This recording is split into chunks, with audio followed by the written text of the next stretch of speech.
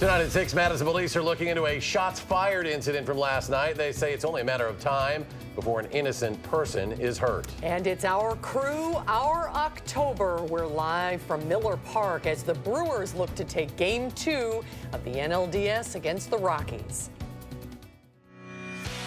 This is News 3 at 6. Thanks for joining us, everyone. Charlotte is off tonight. Madison police are investigating reports of shots fired on the west side after an apparently innocent woman was caught in the middle of gunfire while she was stopped at a red light. And they say in this case, we've dodged a bullet. Our Madeline O'Neill joins us with more. Maddie? Eric and Susan, over the past couple of years, we've reported on stray bullets going into people's homes and cars. Now, Madison police are worried it's just a matter of time before this kind of reckless gunfire turns tragic. We're dodging another bad situation. In this case, dodging a bullet. 11:30, you're just trying to get home from whatever you're doing, and the last thing you're expecting is gunfire and for your vehicle to be struck. Madison police are investigating multiple reports of shots fired on the west side around 11:30 Thursday night. None injuring anyone, but one bullet did hit a 23-year-old woman's car. It's another example of getting awfully close to a serious injury or fatality of an innocent victim by this reckless gunfire. Investigators are looking into who the shooter was aiming for, but as of now have no reason to believe the woman was the target. And she just happened to be caught in the middle of it. One witness at the intersection tells police he saw two men in an SUV stopped behind him. When it started to move quickly, he heard several gunshots. Police spoke to another witness who saw an arm stick out from the passenger side of an SUV and begin firing. Obviously has no business being in Madison and then no business striking an innocent person. Lieutenant Michael Hansen says over the past several years, the police department has investigated several instances of stray bullets going into people's homes and cars on the west side. We had a car struck at Raymond and McKenna, where it just barely missed the individual's head. And the frightening thing is the people that are shooting do not care where these bullets land. While no one was hurt Thursday night, Hansen worries someday the bullet will hit too close. Sadly, we're bracing ourselves for something tragic. As of now, investigators are searching for one shooter. Police ask anyone who knows anything about last night's shots fired to call Crime Stoppers at 608-266-6014. Maddie O'Neill on our news center tonight. Maddie, thank you. Severe weather, a possibility tonight in southern Wisconsin. Here is Chief Meteorologist Gary Canalti with the details in the Weather Center. Gary?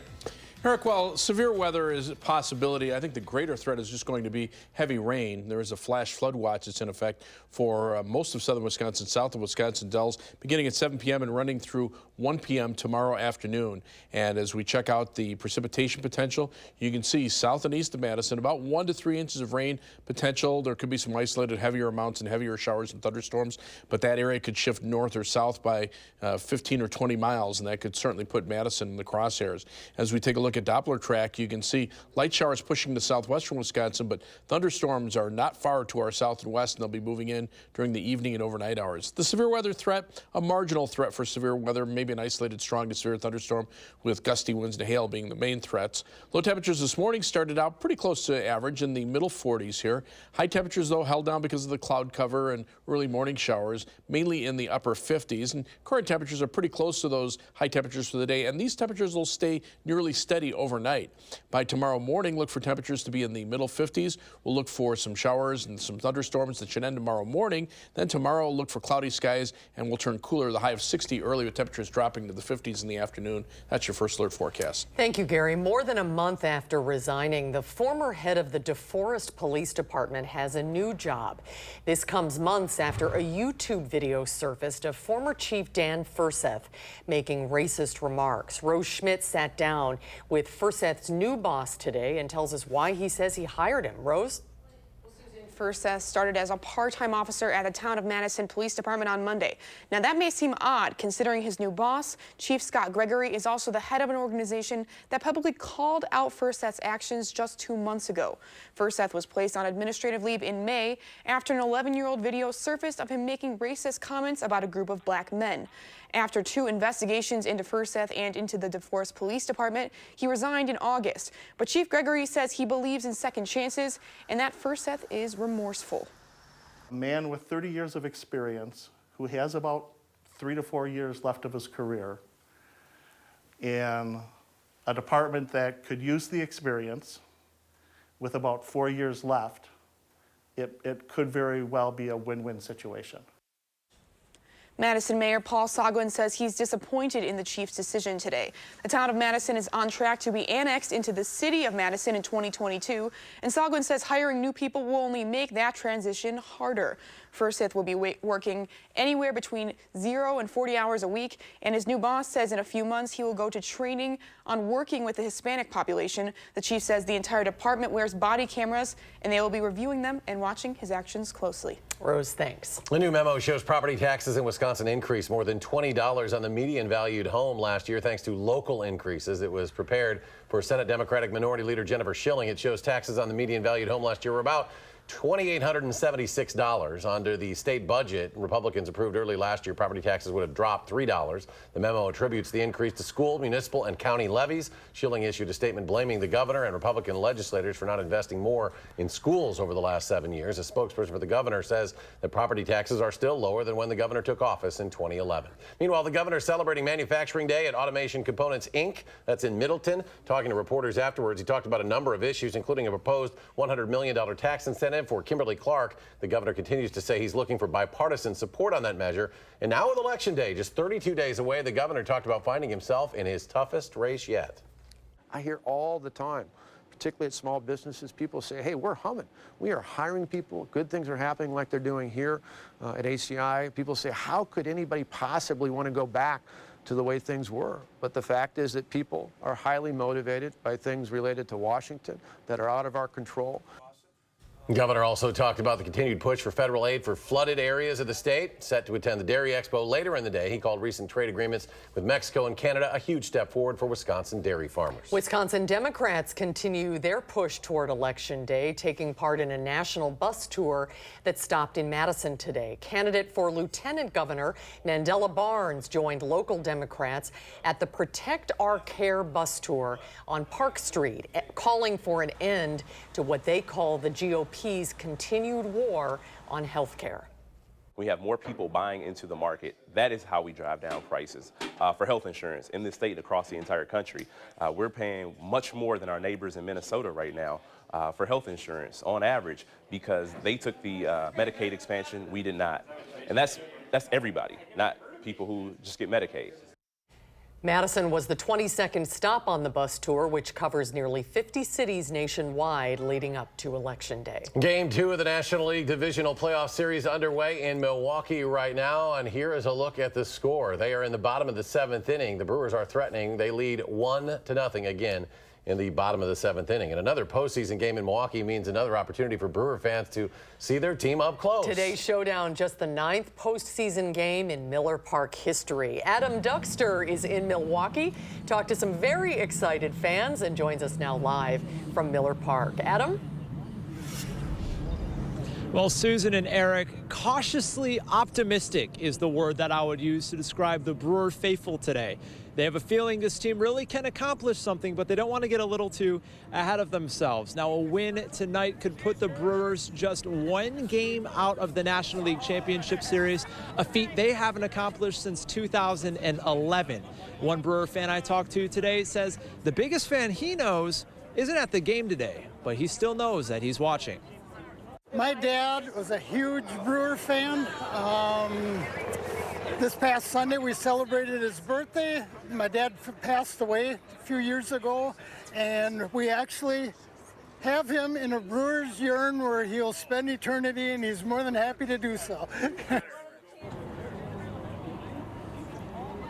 Phil says his dad would be so proud of this current Brewers team, and Phil also said he believes that this will be the Brewers team that makes it again back to the World Series, where he says he believes they'll face off against the Boston Red Sox. And Phil inside today says he knows his dad is in there watching the game as well. Oh, I hope so. Boy, this is an important game, right? Yeah. This is a big yeah. We need They're all important from that's here true. on out. yeah, that's true. Yeah. Adam Duxter reporting live. Adam, have fun. Thank you. Adam, thank you. Well, and the Brewers and Rockies continue their series. Two big brewing companies are also squaring off to provide free beer in the winning team's community. Beer from Milwaukee's Miller Brewing Company and Denver's Coors Brewing are at stake in what some are calling the beer series. Both ballparks in Milwaukee and Denver are named for the brewing companies, which are both owned by parent company Molson Coors. So if the Brewers win the series, the fans in Milwaukee get a free Miller at participating bars October 12th. Same goes for Denver. Each city has a long brewing history, with Miller opening back in 1855. Coors was founded in 1873 in suburban Golden, Colorado. News 3, your place to turn for your Brewers coverage. Kevin Lewis, he'll have another update on what the score is. That'll be coming up a little later in sports. Next at 6, it's a situation we hope we will never find ourselves in, but the UW Police Department wants you to be prepared regardless. Details on the department's next active shooter training. We'll have the details coming up next at 6.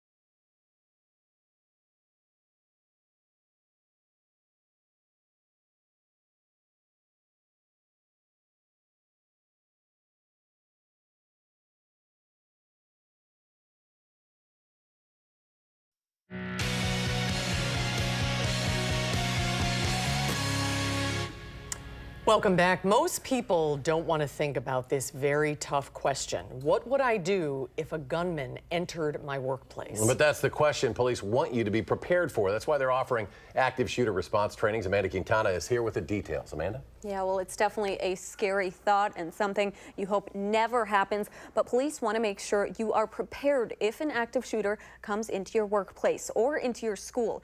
After Columbine and Sandy Hook, the FBI created a training that teaches situational awareness. This training is targeting an adult audience, although there is a version for kids in grades K through 12.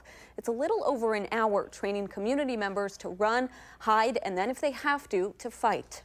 It's part of that, getting someone mentally prepared for that might be a possibility. So of course we want them to run, hide or barricade, but if they have to fight, it's a reality. The next training on campus is the 19th at 1 o'clock, along with the 23rd, November 8th at 9 a.m., the 16th at 12:30, and December 13th at 8 a.m. This training is open to the public. Now, when this training was created, the FBI also created one for police. Ed Lawson, who we just heard from there, was formerly with the FBI and says one of the positive reactions that they've seen is the quick response from officers like that one that we saw at the Middleton shooting just 2 weeks ago. Yeah, the responses have changed. Yes, and it certainly was good in Middleton. All right, Amanda, thank you very much. Thanks, Amanda. All right, Prep Mania football season winding down. We are live from Monona tonight with a preview of tonight's game of the week. Showers and thunderstorms are on the way for tonight. Some of those could have heavy downpours. I'll take a look at our first look forecast in just a few minutes. Ashley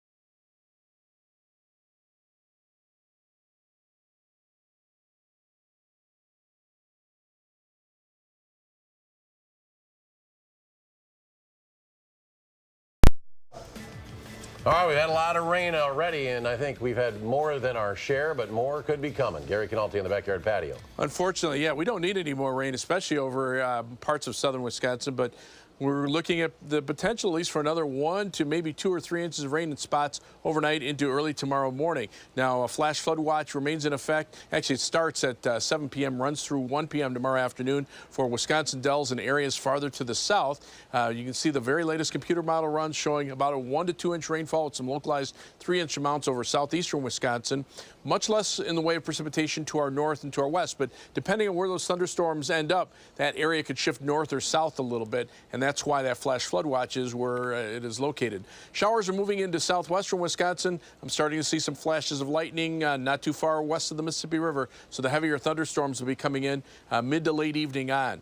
As far as the severe weather threat, it's pretty minimal. From Madison southward, there's a threat for an isolated strong to severe thunderstorm with gusty winds and hail and the stronger thunderstorms. Otherwise, as we take a look at the precipitation potential beyond what will fall overnight, we're looking at more rain for Monday, Tuesday, and Wednesday. This takes us through Thursday, and you can see the potential for another additional 2 to 3 inches of rain across much of southern Wisconsin. So again, this rain is not over with. We're in a very active weather pattern. Live view from the Queen Bee Radio Skycam in Platteville. Clouds are a little thicker there. The showers are moving in from the southwest. The WISC Skycam looking out toward the west also shows some low clouds on the western horizon as the showers approach. The Edgewater Skycam in downtown Madison showing mostly cloudy skies. As we check out our almanac for today, the low this morning pretty close to normal at 45, but the high temperature below normal at 58 thanks to the cloud cover and showers. Right now we're at 57. Skies are cloudy. Winds now out of the north-northeast at 3 miles per hour. As we look at temperatures in the northern part of the state, they're still pretty chilly. Only in the 40s. There was some snow up in far northern Wisconsin last night. To our south, temperatures are in the 60s across much of northern Illinois. There's a warm front with temperatures even warmer to the south. In fact, the upper level winds are still from the southwest, so that should drive a warm front northward, probably stopping just south of the Wisconsin-Illinois state line. There's the warm front I'm talking about, and you can see that cluster of showers and storms in Iowa developing just north of the warm front. To the west, it's cold enough for winter storm watches to have already been issued for parts of Wyoming and western South Dakota. Temperatures right now range from the 30s up near the U.S.-Canadian border to the mid-80s down by St. Louis. Dew point temperatures are in the mid-70s as far north as central Illinois. That's tropical summertime weather. So on future track, you can see those showers and thunderstorms becoming more numerous for tonight and early tomorrow morning. Then maybe a break during the day as they shift to the south. We'll see cloudy skies remain for tomorrow, and then on Sunday, the next batch of showers and some isolated thunderstorms arrive with the stronger part of the storm out to the west. That won't reach us until Monday, Tuesday, and Wednesday with additional chances for showers and thunderstorms. So our forecast includes that flash flood watch in effect until 1 p.m. tomorrow afternoon for much of the viewing area. 56 for the overnight low temperature. I don't think our temperature is going to change very much overnight. Showers and thunderstorms mid to late evening on. Some of those could produce heavy downpours. Tomorrow's high of 60 will be early, and then temperatures will fall off later in the day. The showers will end in the morning. As we look at future track, you can see the showers and thunderstorms moving in overnight, ending sometime during the morning hours tomorrow, then just cloudy skies for the rest of the day. A few showers possible tomorrow night, and then Sunday, more showers and thunderstorms moving back in from the south as temperatures remain in the 50s, and those rainfall amounts again probably heaviest to our south. 7 to 10 day forecast, temperatures warm up into the 70s for a couple of days early next week and then drop back into the 50s toward the end of the week as the rain chances come to an end. The Brewers try to make it 2-0 in the National League Division Series, and Monona Grove tries to make it 8-0 with the matchup against the Vikings. Sports is next. News.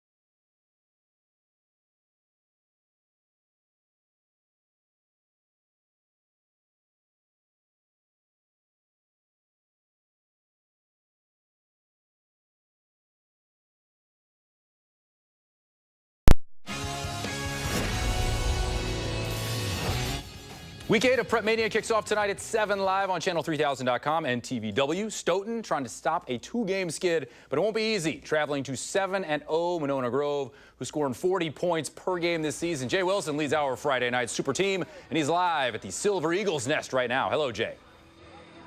Hi, Kevin. Good evening, everyone. Yeah, Stoughton and Monona Grove in a battle for one of the top spots, well, two of the top spots in the Badgers South Conference. As usual, Alan Minard, Bill Brophy join me, and two teams kind of going in different directions. As Kevin mentioned, Monona Grove with 7 wins in a row, but Stoughton 2 losses in a row. Yeah, 2 weeks ago, this looked like the battle of the Titans, but Stoughton's offense has kind of had a hiccup the last 2 weeks, and they've fell twice, and they'll try to regroup tonight. They got a good quarterback in Adam Hobson, who's got over 1,500 yards in total offense this year, including 900 through the air, but they're going to face a formidable team, and Monona Grove is averaging 40 points a game. They shut out 4 of their last 5 opponents. Jordan Bishop, the quarterback's thrown for over 1,200 yards. We're going to have 2 of the better linemen in the area here. Jack Nelson is already committed to the UW. He's Todd Nelson's son. He plays for Stoughton, and Michael Williams-Davis was the offensive lineman of the year last year in the Badgers. So if you like line play, and who doesn't, you've come to the right place. I love line play. Yeah, that's my favorite. And Alan, week 8 of the season, these two teams going in different directions, but they also have different things to look at when it comes to the playoffs. Absolutely. You know, it's hard to believe a week from tonight the pairings will come out. Wow. And so what Monona Grove is hoping to end the season undefeated, and that way hopefully the WIA would separate them from close by Wanakee and send them into a different area. And for Stoughton, again, seeding is really important. And so a 3-loss team will be paired with maybe an undefeated team. Yeah. Well, that'll be interesting to see how that plays out. And if you love line play, tonight's your night. Stoughton and Monona Grove, TVW, channel3000.com, live at 7 o'clock. Kevin, back to you. Thanks, fellas. So NLDS Game 2, Brewers trying to take a 2-0 lead on the Rockies after working overtime to win last night. The Brewers struck in the bottom of the 4th inning when Mike Moustakas and Hernan Perez hit back-to-back doubles to give the crew a 1-0 lead. Yuli Chassin did some serious work on short rest. 5 innings of shutout baseball. Corey Knebel, Joaquim Soria, Josh Hader, Jeremy Jeffress have held it down since then. It's 1-0 crew in the bottom of the 8th. Well, a fall Saturday without college football is like any day without sunshine. But we're back on this weekend when the Badgers host Nebraska tomorrow night. Nebraska has only been in the Big Ten since 2011, so a blood rivalry it is not.